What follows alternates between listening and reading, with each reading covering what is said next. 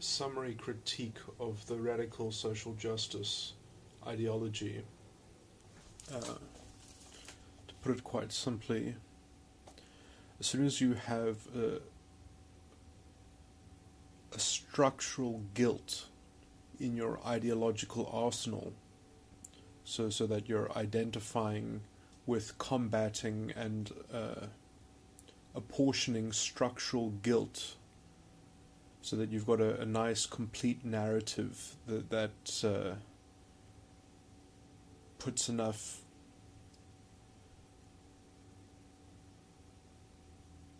emphasis on all the players involved that by confronting that narrative you can ideologically guarantee that you're going to have some kind of resolution, essentially by having a concept that purely, or that describes it, that is a complete description of evil.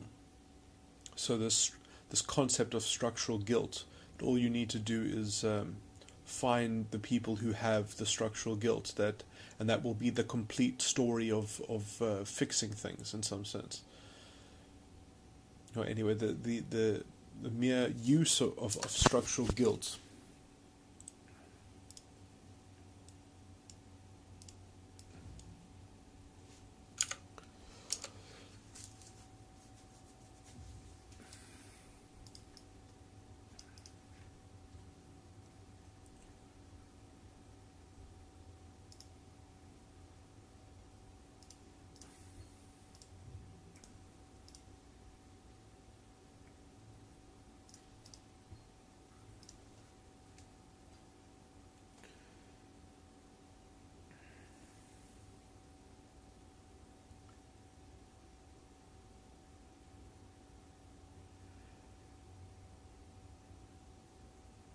is very clearly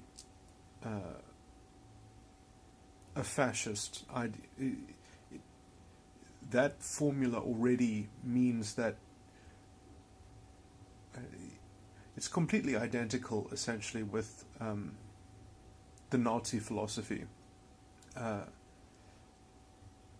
Because the only way that you can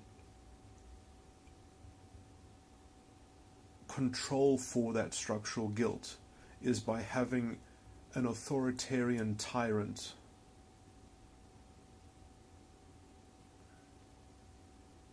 that will preside over that structural guilt and that is capable of combating it. Already you can't have an open democracy, you can't have an open society, you can't have anything like this. You have to have something that has the power to tyrannically intervene in the private sphere and private negotiations. You have to have some mediating force between groups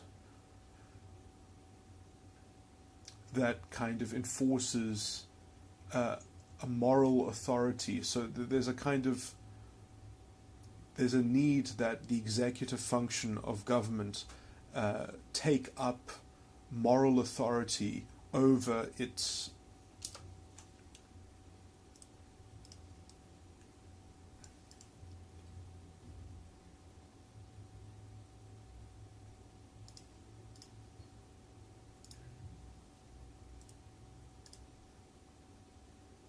so it's a complete disintegration and destabilization of liberal democracy. And in the form that it exists within the radical social justice ideology, this is identical to the progressivism that existed in the Weimar Republic, the kind of ideology which Hitler fermented. This is how he was able to destabilize the democracy. This is how he was able to get fascists and communists to march together in the dissatisfaction marches of the Nuremberg rallies. It is the ideology of what is the useful idiot, but the useful idiot ideology is much more it is the same as fascism. It just has one extraneous belief. It has one extra belief of fascism. It says that yes, we are essentially racialist in our thinking. We see the different groups and we want some mediating force of justice that rains down on them as a paternalist system and must arbitrate between the identities. And it says we want an equality of outcome, so that we can be saved by our identity, that we can huddle under our identity, and we just need the right representative, the right demagogue to represent the interest of that identity, and we need identity spokespeople. And somehow there's a way that the power will devolve, or not devolve, but that the justice will devolve from the power being negotiated on that level. And obviously that's what the useful idiots don't understand, is that is impossible. That is practically impossible, which is why Hitler called them useful idiots, because when you actually get into the political arena, this progressive, this very superficial progressive ideology, although it is believed by most of its, it will have to be compromised. It has to always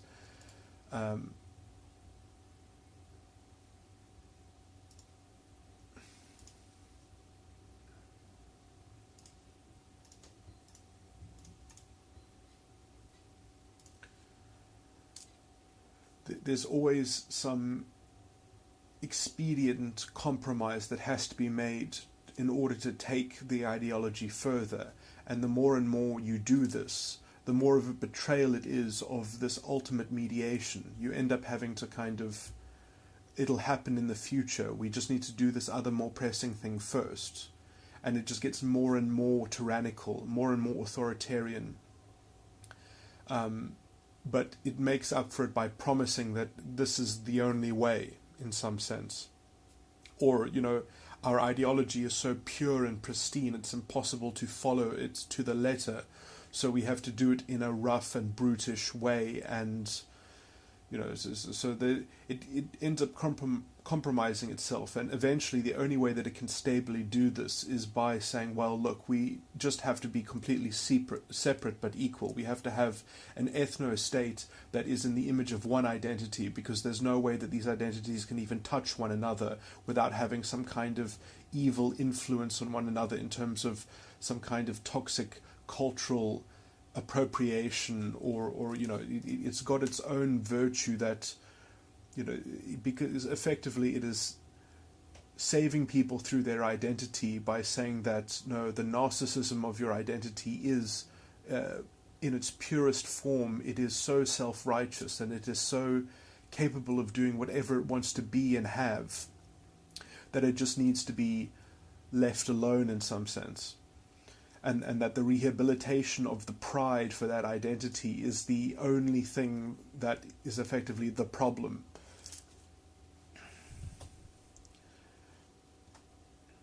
And that simplified narrative that it has to project onto reality, and to make that narrative work, it has to keep on having very tight control over the propaganda.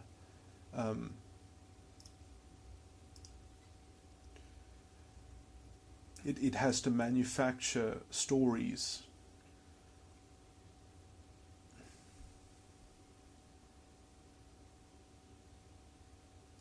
It has to manufacture the right kind of stories, and it has to protect its hypocrisy very violently and viciously by calling people racist to challenge it. So it has this, because it's built on double standards, if anyone challenges those double standards openly, those people have to be labeled, as committing hate speech, for instance. So you've got this whole kind of avenue of essentially hate speech covers political discourse in a very toxic way, that the only thing that can happen is just continuing the same ideological corruption, that double standards is the solution. And anyone who undermines this fake, counterfeit ideological integrity that the system propagates is labeled racist. While at the same time, this system, this ideological corruption, makes it impossible for people to access any kind of non-racial integrity. Non-racial integrity becomes this impossible thing. In fact, to even to talk about non-racial integrity as if that should be the norm, that should be some kind of secular, universal thing that we can use to communicate with each other and that we can use to bind between the groups, that becomes heretical against this essentially racist ideology. But you see, they can get away with their racism because they believe in equality of outcomes. So their racist thinking at its core is somehow virtuous because they believe that people are essentially so different, and they can never understand each other's narcissism that relates to one's own identity, and so they make very terrible poetry about their narcissism and about their kind of very personal internalized sense of how their identity doesn't translate into the power that it would have if history had been some kind of alternative. You know, it's always got this thing that there's no such thing as a mixed fact, that there are just these alternative sets of history which would have given them the pride for their identity, but it was deprived from them. And so they have to fix history through this kind of present day destruction of common sense and reason and pragmatism, are all white patriarchal values or some such thing. You know, they've got this whole semantic web that makes the narcissism the ultimate good. It conflates this racial pride with progress. And when you've done that, I mean, you have effectively instantiated a racist religion, which, you know, is exactly the Nazi philosophy at its core. And it's impossible to communicate between these groups because they can't understand the deprivation of racial pride, which was, which would have been theirs if it wasn't stolen by the toxic cultural appropriation and the mixed facts of history. And so there's this tremendous need to make these mixed facts black and white, good and evil, and project that historical relativism onto the present and make people represent it in the present so that they can be the objects of hate, to bring symmetry to the history, which will somehow fix everything, while it destroys, you know, the kind of it's so for this ideological virtue of narcissism and balancing racial pride, we're going to effectively sabotage the economy, which has been sabotaged for over 15 years now, probably, with this incredibly toxic set of double standards, which makes authentic transformation impossible and replaces it with a very artificial transformation, which has to be protected by this very toxic racialist consciousness to justify the use of these double standards, which effectively make the labor market in this country so political that it's impossible to have people operate, you know, with any kind of humanity in some sense, because of the implicit tokenism that is enforced essentially by the state. So the state has corrupted something that could have been the area in which South Africans negotiated with each other a genuine and authentic path to authentic transformation, but instead, because of this ideological shortcut, we've effectively cut the legs out of the economy. Only big businesses can play this game of tokenism, and small businesses, which are the institutions in an economy that actually generate skills development and actually are the kind of they are the touchstone to any developing country. Has effectively been sabotaged. And so you've got this narrative of big institutions, big companies, which have these policies of double standards, which have to be bolstered by this toxic racial consciousness. It's a complete betrayal of the non-racialist values that the New South Africa was founded on. And when we get hate speech laws that effectively make the arguments against privilege or hate speech, so if you argue against the critique of privilege, if you argue against identity politics, it will effectively be branded as some kind of hate speech. I mean, even the minister who was talking about introducing hate speech, who said a lot of hypocritical things about criminal law in general, and then saying, no, well, we've decided that prevention is better than the cure.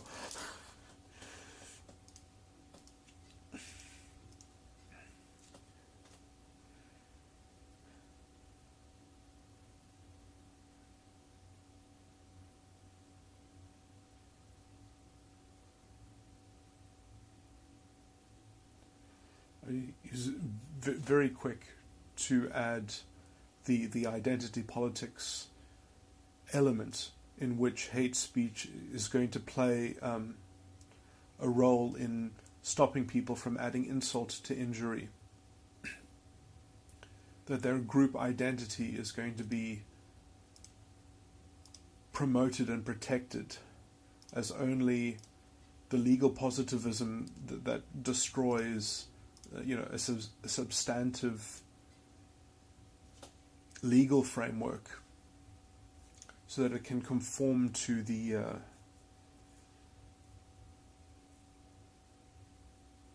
moral authority which is needed to mediate and control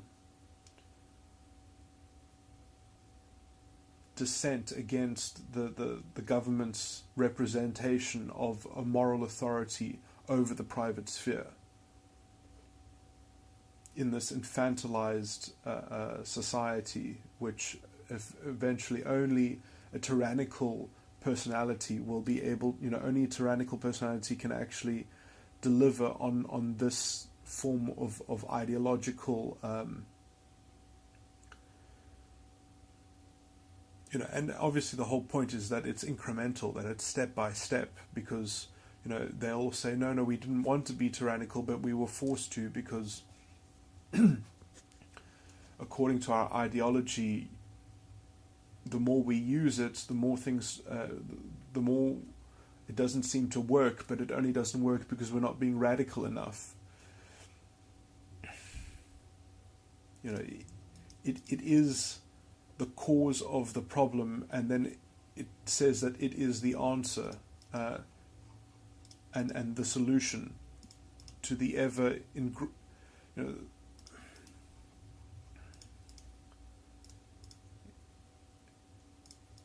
it is a kind of ideological decadence, that it just keeps on. I'm trying to think how to use this word in the right context, but it is engrossing in that way.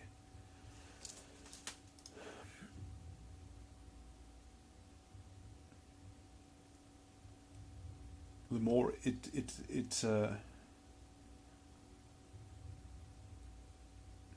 just kind of proliferates by reacting to its own rhetoric, and then it uses argument with its own rhetoric as the justification for having to seek more concentration of power and more control and direction over things. I mean, you see it in the media wing of this. Eusebius McKaiser essentially drumming up anti-non-racialism, being very critical of democracy.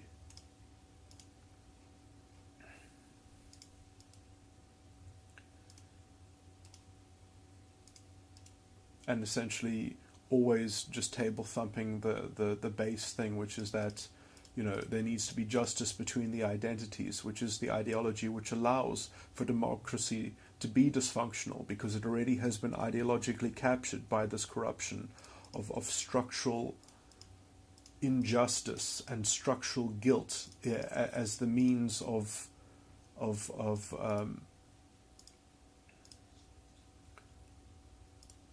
adjudicating some kind of tyrannical path to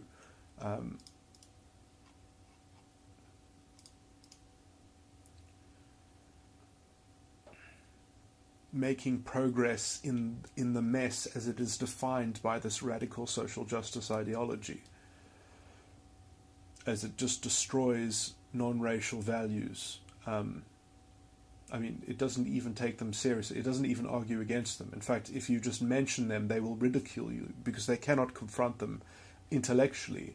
They have to dismiss them offhand. They have to mock them offhand. They have to essentially tear up the Constitution and burn it on their radio shows as just the precondition to give themselves the racialist air to ferment this this fascist rhetoric. And all of this while history is essentially repeating itself, and it goes unnoticed when these very disgusting racists should not have public radio shows. They should be in jail for undermining the Constitution. They should be sued for constitutional damages. But it's these politically connected people who have bought over the media in this country. You've got ANC connected people who have bought all the major newspapers and radio shows.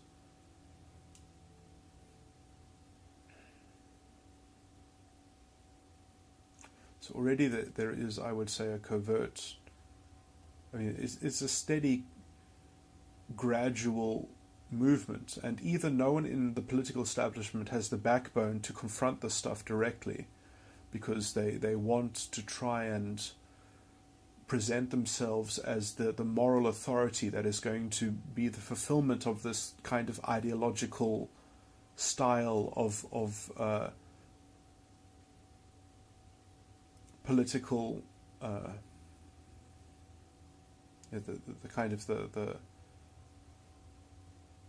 be the ideological savior in this particular formula, that the narrative is that the identity needs someone to adjudicate the system on their behalf, or adjudicate the system with the identities in mind, with the structural guilt in mind.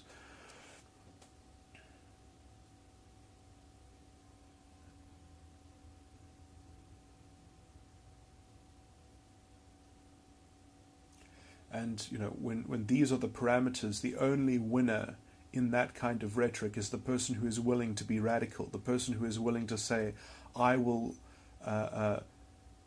equalize the damage of history. I will damage the identity so that we can have a balanced field, or something like that. I will be the judge of history and preside over the political landscape. Never mind the damage that it does to the real capacity of the economy. Never mind the question of mismanagement. It's all about justice for the identity is somehow going to fix everything else, instead of when in fact justice for the identity is the biggest distraction from actually fixing all the things which are the actual problem. So it's a complete distraction to essentially cover up the ideological mismanagement. So it's just literally the same idea. It's just a more... So it says, no, but because we're being more extreme, then you can expect better results from us, essentially. And then by the time you want to do something else, it's too late, because that extreme measure means that now they have control of the government, and they have control of the police force, and they've changed the constitution, and they are a law unto themselves. And they have to justify their failures somehow, so they'll need a human sacrifice. They'll need to say we've been infiltrated. They will need to talk about conspiracies. And they'll just keep on exteriorizing accountability and blame, because it's always the system which is undermining their racialist pride. There's never any accountability or responsibility or a discussion of the issues, the actual practical issues. No, we can't have political discourse over those things, because that doesn't make the identity feel stronger. That must just be done by the demagogues at the top, who represent the different identity factions. They must just find a way to have an equality of outcome. Like when that is your vision of politics, you already live in a fascist political culture.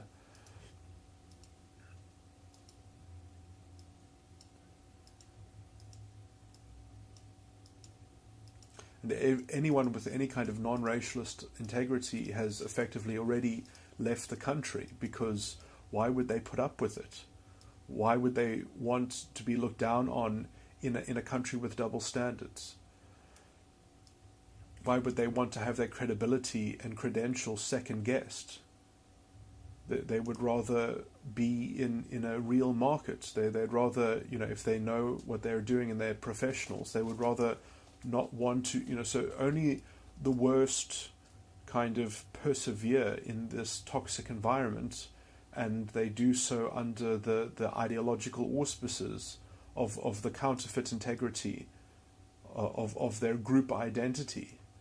And so we've got effectively a revised apartheid system in ideological, in full ideological swing. And the only way to justify and cover up its own ineffectiveness is by just more and more racialized rhetoric and racialized toxic racial consciousness. So that there's never any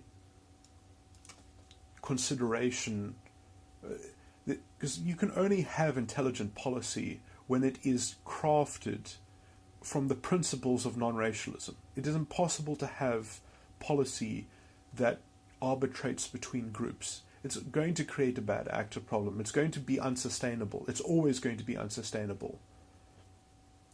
And if you want to blame that unsustainability on history, really, that is the most short... it's not even... It's so intellectually dishonest. That is the kind of propaganda that you get from a state which is ideologically corrupt.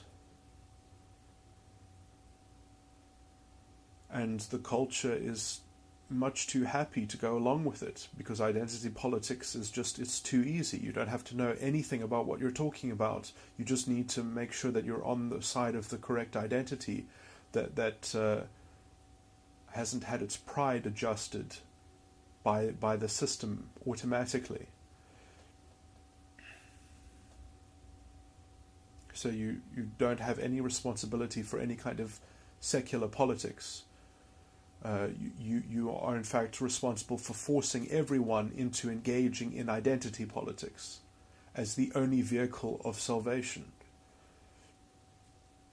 and set up some disgusting governmental system with disgusting laws that effectively make it everyone's religion. And so just as they had Aryan studies in Nazi Germany, and even before they had Nazi Germany, they had Aryan studies. They effectively infiltrated the education system, just as it has been done here.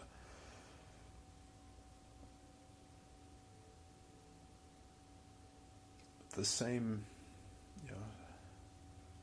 But I guess it's these superficially minded people can't realize that, oh well, if a woman is teaching me this, she can't be anything like a KKK Grand Dragon. She can't have the same ideological view of the world. She can't have, the same function in this ideological cultural movement as the KKK Grand Wizard. It's the same cheap authority grab. Just have some kind of degree and have some. It effectively is just a gang of thugs who all have the same temperament. They all have the same intuitive feeling, beta quadra personality styles. And effectively that they've taken over culture, and the only way that they can do it legally is by converting everything into legal positivism and just creating these tremendously clunky legal frameworks which they don't even deserve to be called lawful. I mean, they're not lawful. I mean, substantively, they go so against the spirit of the law. It's disgusting. They set up these kangaroo courts.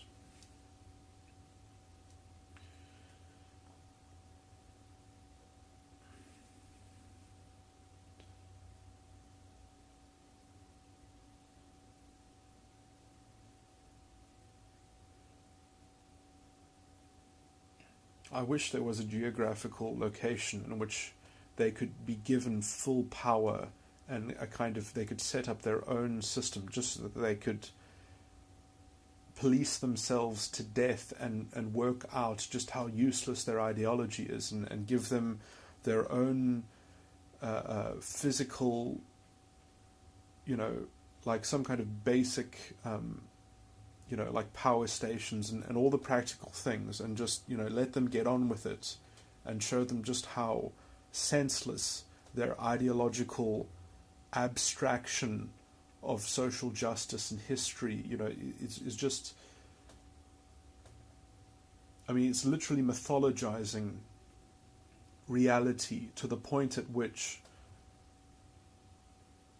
it only works if you've got something to burn every week in this kind of collectivist mass hysteria over social justice. Unless you can drum up this propaganda that you're fighting against the ultimate evil and that you're making tangible progress, unless you can have this sense of future, that you've actually found an object in the present, that actually, if you attack that thing, that you can move towards a better future. It's so cheap and easy, and that just so happens to coincide with narcissism. With you can be a good ally, that you'll help their narcissism, and that one day it'll come back to you, because we've got a system that protects each other's narcissism, and we just need to balance it out and find a good equilibrium, and then we'll all feel happy because we've got a collective enemy that has been structurally oppressing everybody else. I mean,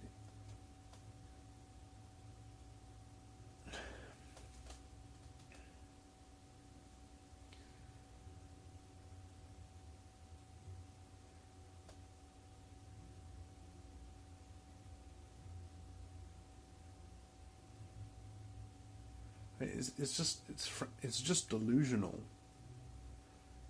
and childish. And if that's the sad thing, is that it can only be combated by ridiculing it in some sense, like by showing it to be intellectually vacuous, and by doing so, that is exactly what they're baiting. That's what they want. They want to be called out, because then they can pretend to be persecuted and the underdog, which is the proof of their veracity. Somehow, it's just this kind of emotional logic.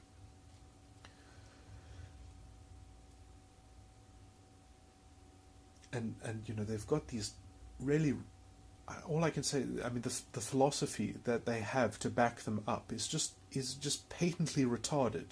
It's not. It literally is retarded. It's so locked into its own insulated.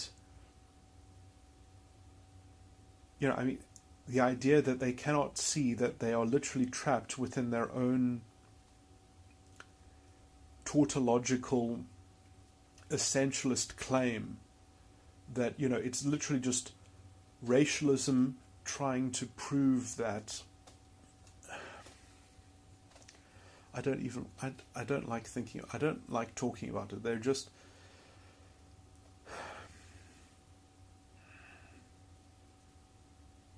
you know, it's the same kind of rabid tribalist tendency that you know, it's exactly like a pack of wolves. It is exactly what Dostoevsky described when he was talking about the wolf tribe.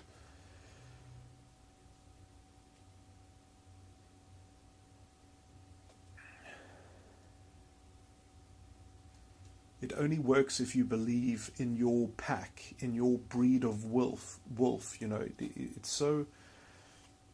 And I mean, yes, and that could be kind of generalized to ideological position as well. But it only works if everyone, if you believe like a religion, everyone actually has a pack that they run with. You know, and this is why when they talk to you, they will not talk to you unless you agree to represent your pack.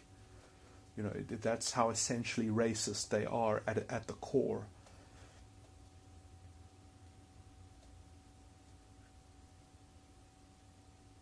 I don't like talking about them even. It's just